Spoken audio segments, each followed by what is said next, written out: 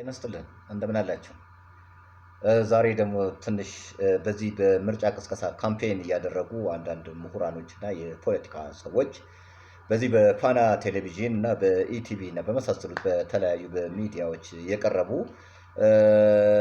ስለ የራሳቸውን ማኒፌስቶ በሚያቀርቡበት ወቅት የሚጠቀሟቸው አንዳንድ ቃላቶች አሉና እነዚህ ቃላቶች ተገቢ እንዳልሆኑ ለመግለጽ ነው።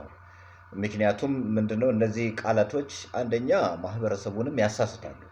ያሉን ኤክስፔክቴሽን ያሉን ልምድ ያሉን አግባብ ያሉን ትርጓሜ ይሰጡና ነገ በዛው ልክ ነገሮችን የሚያዩበትና ለፖለቲካ ግንባታ ለዲሞክራሲያዊ የፖለቲካ ግንባታ የሀገር ግንባታ ለሀገረ መንግስት ግንባታ እንቅፋት ሊሆኑ ስለሚችሉ እነዚህ አንዳንድ ጥራዝ ነጠቅ እንኳን ልላቸው አልችልም ትንሽ ተገቢ ያልሆኑ ቃላቶች ትክክለኛ ትርጉም ያሌላቸው ቃላቶችን ለማረም ያክል ነው። ከነዚህ ቃላቶች ውስጥ ሁለቱን ብቻ ነው በዚህ ለማየት የምፈልገው። አንደኛው የፌዴራሊዝም የሚለው ነው። ሁለተኛ ደግሞ አይደንቲቲ በተመለከተ ነው። አይደንቲቲ በተመለከተ ስለ አይደንቲቲ ክራይሲስ የሚያወሩ አካላቶች አሉ። በሌላ በኩል ደግሞ ፌዴራሊዝምን ስርዓት ብለው የሚያወሩ ሰዎች አሉ። እንግዲህ እዚህ ፌዴራሊዝም ኢዝ ኤ ሲስተም ኦር ኖት? በእኔ አስተያየትና በማህበራዊ ሳይንስ በፖለቲካል ሳይንስ በሌሎች ምሁራኖች አስተሳሰብ ፌዴራሊዝም ኢዝ ኖት ኤ ሲስተም በት ኢት ኢዝ ኤ ፎርም ኦፍ ስትራክቸር። እንዲያውም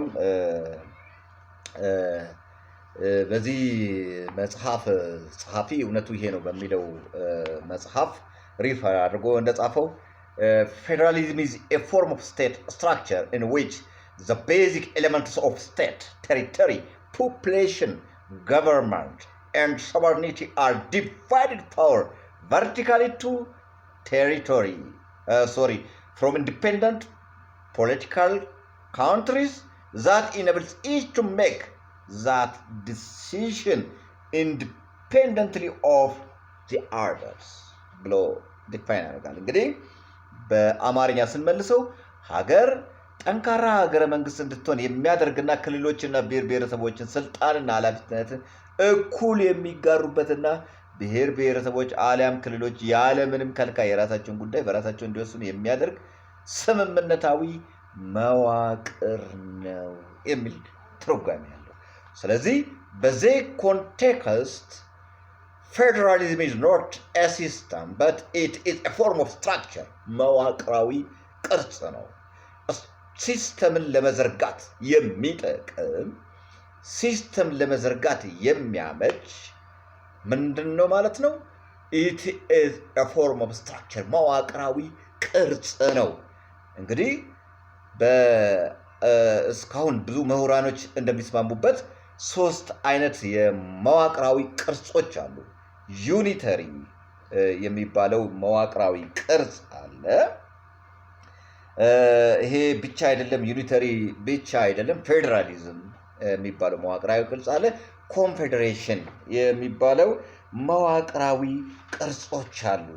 በእነዚህ ሶስት ዋነኛ መዋቅራዊ ቅርጽ ሀገር ፎርም ትደረጋለች ማለት ነው። ስቴት ኦፍ ገቨርንመንት ፎርም ይደረጋል እንጂ ዝም ብሎ መዋቅራዊ ቅርጽንና ሲስተምን ወይንም ስርዓትን አንድ ላይ አድርጎ ማየት እጅግ ተገቢ አይደለም እያለ እንግዲህ ለዚህ ማሳያ አሁን ፌዴራሊዝም መዋቅራዊ ቅርጽ ስለመሆኑ ለማሳያ ያክል ኤሌመንትስ ኦፍ ፌዴራሊዝምን እንመልከት።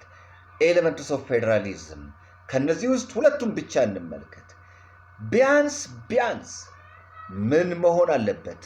ሁለት ኢንዲፔንደንት የሆኑ ስቴቶች መኖር አለባቸው።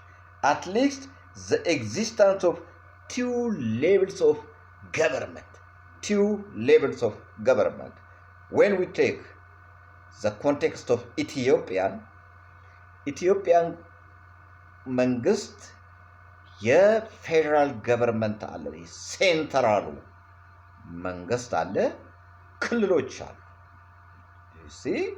ሁለት አይነት መዋቅር አለ ማለት ነው። ቢያንስ አትሊስት ነው የሚለውና አትሊስት the existence of two levels of government በኢትዮጵያ ሀገራችን እንግዲህ አብሮ ለመኖር የፈለጉ ኢንዲፔንደንት የሆኑ ኔሽን ናሽናሊቲ በራሳቸው ሙሉ የሆኑ ሀገር መሆን የሚችሉ የራሳቸው ባህል፣ ወግ፣ ቋንቋ፣ ሃይማኖት፣ አስተሳሰብ፣ ቴሪቶሪ ያላቸው መንግስት ያላቸው ማህበረሰቦች አሉ።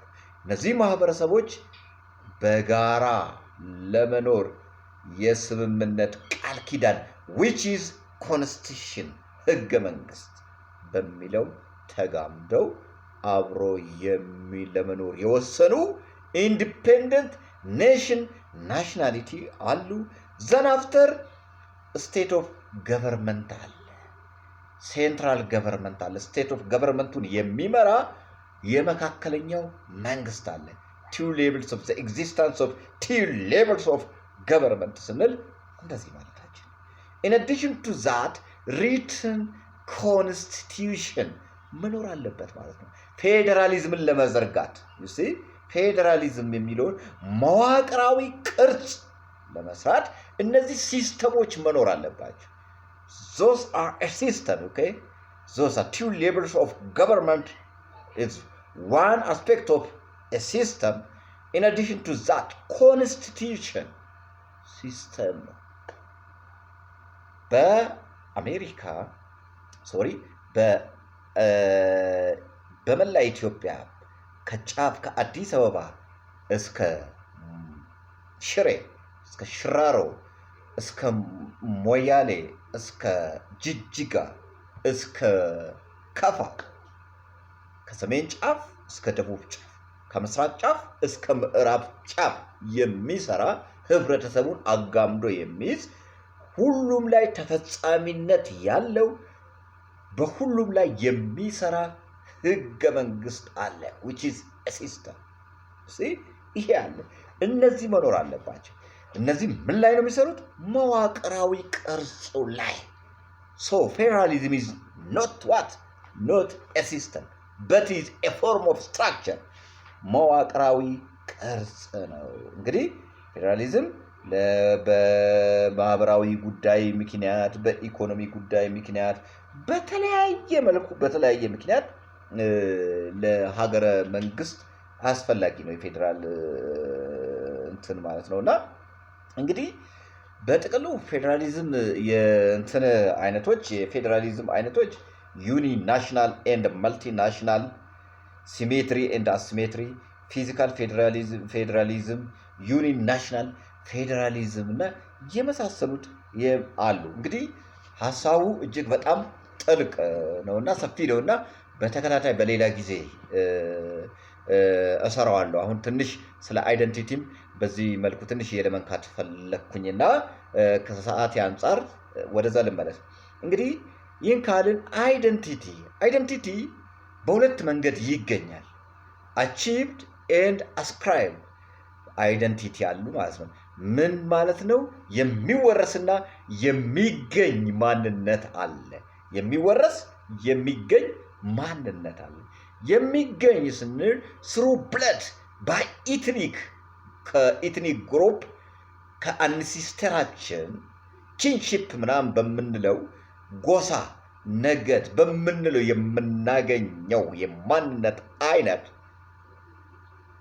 የሚወረስ ሲሆን የሚገኝ የምንለው ቢኮዝ ኦፍ አወር ፕሮፌሽን፣ ቢኮዝ ኦፍ አወር ስታተስ፣ ኢኮኖሚክ ስታተስ፣ ሶሻል ስታተስ፣ ፖለቲካል ስታተስ፣ ፕሮፌሽናል ስታተስ እና በመሳሰሉት ምክንያት የምናገኛቸው ማንነት የሚገኝ ማንነት ይባላል።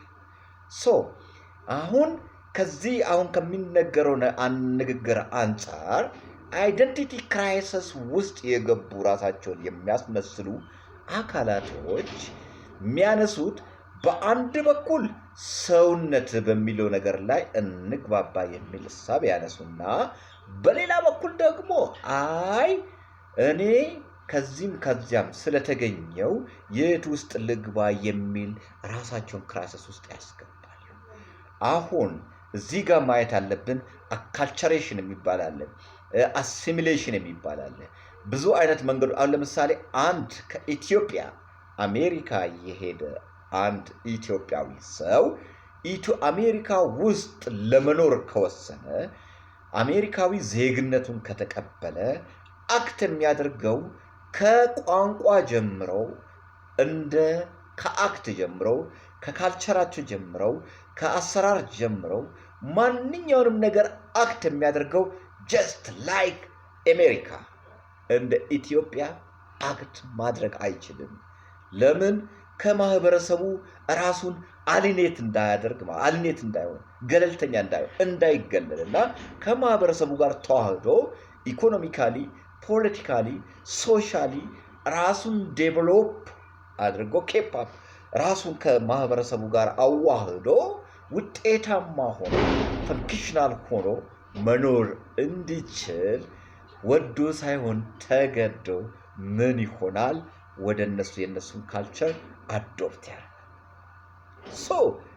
በኢትዮጵያ ያሉ ብሔር ብሔረሰቦች ማህበረሰቦች ከሌላ ቦታ የመጡ አይደሉም። የተለየ ካልቸር የላቸው፣ የተለየ ባህል ወግ የላቸው። አንድ በአማራ ክልል ውስጥ የኖረ ኦሮሞ፣ በአማራ ክልል ውስጥ የኖረ ሶዶ ጉራጌ፣ በአማራ ክልል ውስጥ የኖረ ሀዲያ፣ ካምባታ፣ ወላይታ ወይንም በኦሮሚያ ክልል ውስጥ የኖረ አማራ፣ ኦሮሞ፣ ጉራጌ፣ ካምባታ፣ ሀዲያ ወይንም በደቡብ በሲዳማ ውስጥ የኖረ ኦሮሞ፣ ካምባታ፣ ሀዲያ፣ ጉራጌ፣ ወላይታ፣ ትግሬ በዛ መዋቅር ውስጥ ያንን ማህበረሰብ መስሎ ቋንቋቸውን ለምዶ አብሮ ባህላቸውን አክብሮ አብሮ እንዳይኖር የሚያደርገው ነገር ምንድን ነው? ለምንድን ነው ሰው ራሱን አግሎ እኔ ራሴን በምንም አልመድብም፣ ስለዚህ በእኔ ምክንያት የእከሌ ቋንቋ ይጥፋ፣ በእኔ ምክንያት የእከሌ ባህል ይጥፋ፣ በእኔ ምክንያት የእከሌ ወግ ይጥፋ፣ በእኔ ምክንያት የእከሌ ሴት ይጥፋ፣ በእኔ ምክንያት የእከሌ የፖለቲካ ሀሳቤ ልክ አይደለም፣ በእኔ ምክንያት የእከሌ የሆነ አስተሳሰቡ ልክ አይደለም ብሎ ማመን ምንነት ነው? እንደዚህ አይነት አስተሳሰብ ካርል ማርክስ ትችት በጻፈው ጊዜ አንድ ቡርኖ የሚባል አንድ ምሁር እንዲህ ብሎ ነበረ። አይሁዳውያንን እኛ የምናውቀው ምንድነው? ጀርመኖች ናዚ ጀርመኖች እንዳገለሏቸው እንደጨፈለቋቸው ምናምን በግፍተኝነት ነው የምንረዳው። በት እውነቱ ግን ሌላ ቢሆንስ? ቡርኖ የሚባለው በዚህ መጽሐፍ ላይ እንዲህ ብሎ ይጠይቃል። ዩ ጀዊሽ ይላቸዋል። ዋት ዱ ዩ ኒድ? ምንድን ነው የምትፈልጉት? ዊ ኒድ ፍሪደም፣ ነፃነትን እንፈልጋለን። ዋት ካይንድ ኦፍ ፍሪደም ዱ ዩ ኒድ? ምን አይነት ነፃነት ነው የምትፈልጉት? ዋት ካይንድ ኦፍ ፍሪደም ዱ ዩ ኒድ? ምን አይነት ነፃነት ነው የምትፈልጉት? ስለዚህ ከዛ እነሱ ምንድነው እናንተ የምትፈልጉት የነፃነት አይነት ሪሊጂየስ ሃይማኖታዊ ነፃነት ነው። በአይሁድ ውስጥ ያለ ሃይማኖት፣ በሃይማኖት ውስጥ ያለ አይሁዳዊነትን ለማጽረጽ እንጂ ሊበሪቲ ከፈለጋችሁ፣ ነፃነት ከፈለጋችሁማ ጀርመኖች ራሳቸው ነፃ አልወጡም። እናንተ የምትሉትን ነፃነት አላገኙ። ስለዚህ እናንተን ነፃ ለማውጣት ብትፈልጉ ኖሮ ጀርመኖች እንደ ጀርመኖች ትታገሉ ነበረ። ያኔ ጀርመኖች ነፃ ሲወጡ ከጀርመኖች ጋር አብራችሁ እናንተም ነፃነትን ትቀዳጃላችሁ የሚል ብሂል ነው የተናገረው። ሎክ በኢትዮጵያም እንደዚህ ነው። በሆነ ቦታ የሚኖር የሆነ ብሔረሰብ የሆነ ማህበረሰብ አካል እኔ እከሌ የሆነ ነገር እኔ እከሌ ስለሆንኩ እንዲሆንኩኝ እኔ እከሌ ስለሆንኩ እንዲሆንኩኝ በኢትዮጵያ ውስጥ በአንድ ስርዓት ውስጥ እየኖረ በአንድ ህገ መንግስት እየተዳደረ በአንድ ህገ መንግስት እያስተዳደረ አንድ መንግስት እያስተዳደረ በዚህ እከሌ ስለሆንኩ እዚህ ቦታ እንደዚህ ሆንኩኝ እንደዚህ ሆንኩ እንደዚህ የሚባል ዝባዝንኬ ተረትን ዛሬ ደግሞ የፖለቲካ ቀብዲ አድርጎት የፖለቲካ መወዳደሪያ ቀብዲ አድርጎት በሀገራችን ንትርክን ይፈጥራሉ አንዳንዶች ማለት ነው። የፖለቲካ አይደንቲቲ ክራይሲስ። እኔ እንደዚህ አይነት ሰዎችን ራሳችሁን አይደንቲቲ ክራይሲስ ውስጥ አታስገቡ። ሰው ከንፋስ አይወለድም፣ ከሰው ነው የሚወለደው። አባት ያለው ሰው ደግሞ በአባቱ እንዳይጠራ ምንም የሚከለክለው ነገር የለም። እናቱን ይውደዳት አይካዳት። ስለዚህ እዛ ውስጥ የማይታቀፍበት ራሱን ላለማቀፍ የፈለገበት ምክንያት ምንድን ነው? ምን ለማለት እንደፈለገ ፐርፐዝሊ ማህበረሰቡን ለማናጋት የማህበረሰቡን ሴት ለማዛባት ሊሆን ይችላል። ካልሆነም ደግሞ እኔ በዚህ በኩል እንዲህ ስለሆንኩኝ የራሴ የሆነ ሲስተም ይፈጠርልኝ እኔን የሚያቀፍ ጀስት ማለት ይቻላል። ስለዚህ ያኔ ደግሞ ምን እንደሚደረግ እነሱን የሚያቀፍ ሌላ ክልል ይፈጠር ይሁን አይዱ ዛሬ በሆነ ክልል የሚጠራ ማህበረሰብ የሆነ ክልል ውስጥ እየኖረ በቀላል አማርኛ በኦሮሞ ማንነት የሚጠራ ማህበረሰብ በአማራ ክልል ውስጥ እየኖረ በአማራ ስም የሚጠራ ማህበረሰብ አካል በኦሮሚያ ውስጥ እየኖረ በኦሮሞ ውስጥ ስም የሚጠራ ማህበረሰብ ደቡብ ውስጥ እየኖረ በተለያየ ሀገር ውስጥ እየኖረ ባለበት ያንን የዛውን ሀገር ባህል ወግ አክብሮ እየኖረ ባለበት እኔ ከዚህም ከዛም ስለሆንኩኝ አይ በዚህ ውስጥ መመደብ አልችልም። ከቴውንም አንዳንድ ሰዎች ትንሽ ኦሮሞ ውስጥ ልግባ፣ ትንሽ አማራ ውስጥ፣ ትንሽ ኦሮሞ ውስጥ ልግባ ብሎ አቶ ግርማ ሰይፉ የሚባል የሪፖርተር ጋዜጠኛ ሲጠይቀው የተናገረው በጣም የወረደ አማርኛ እጅግ አሳዝኖኛል። ስለዚህ የሰውዬ ፖለቲካን አያውቅም፣ አይደንቲቲ ማለት ምን ማለት እንደሆነ አያውቅም ማለት ነው። የኢትዮጵያ አይደንቲቲ የሚመነጨው ከክልሎች ነው። ኢትዮጵያ ማንነትን ለሰው አትሰጥም። የኢትዮጵያ ህዝቦች ናቸው ለኢትዮጵያ ማንነትን የሰጡት ለኢትዮጵያ ቢኮዝ ኢትዮጵያን የፈጠሩት ክልሎች ናቸው። እዚህ ጋር ነው በቃ ትልቁ ነጥብ ማለት ነው። የኢትዮጵያ ፖለቲከኞች ታሪክ አዋቂ ነን የሚሉ ሰዎች ያዛቡ የሚተርኩት የሚያበላሹት እውነት ይሄ ነው። የኢትዮጵያ ማንነት የሚመነጨው ከክልሎች ከታች ወደ ላይ የሚመነጭ ቢኮዝ ስቴት ኢዝ ክሬትድ አርቲፊሻሊ ነው። ሰው ነው ማን ሜድ ነች ስቴት። ክልሎች ግን ናቹራል የሆነ አይደንቲቲ ያላቸው ናቹራል የሆነ ቢኮዝ ኦፍ ዜር ካልቸር ቢኮዝ ኦፍ ዜር አይደንቲቲ አንድ የሚያደርጋቸው ማህበረ ባህል፣ ወግ፣ ቋንቋ፣ ሃይማኖት፣ እሳቤ፣ ቴሪቶሪ ያላቸው ናቸው። ናቹራሊ ማለት አንድ አካባቢ የሚኖሩ እነዚህ ሰዎች ናቹራል የሆነ አይደንቲቲ ያላቸው እነዚህ አይደንቲቲ ያላቸው ሰዎች ኢንዲፔንደንትሊ ትርጉም ያለው ማንነት ያላቸው ማህበረሰቦች ተገናኝቶ አብሮ ለመኖር በአንድነት ለመኖር ሀገር የምትባለዋን ኢትዮጵያ የምትባለዋን ፈጠሩት። ሪያሊቲ ይሄ ነው። በዚህ ጋር ነው ነጥቡ፣ ይሄ ነው። መከራከር ያለበት አንድ ፖለቲከኛ ነኝ ወይም አዋቂ ነኝ የሚል ሰው በዚች ነጥብ ላይ ነው መከራከር ያለበት።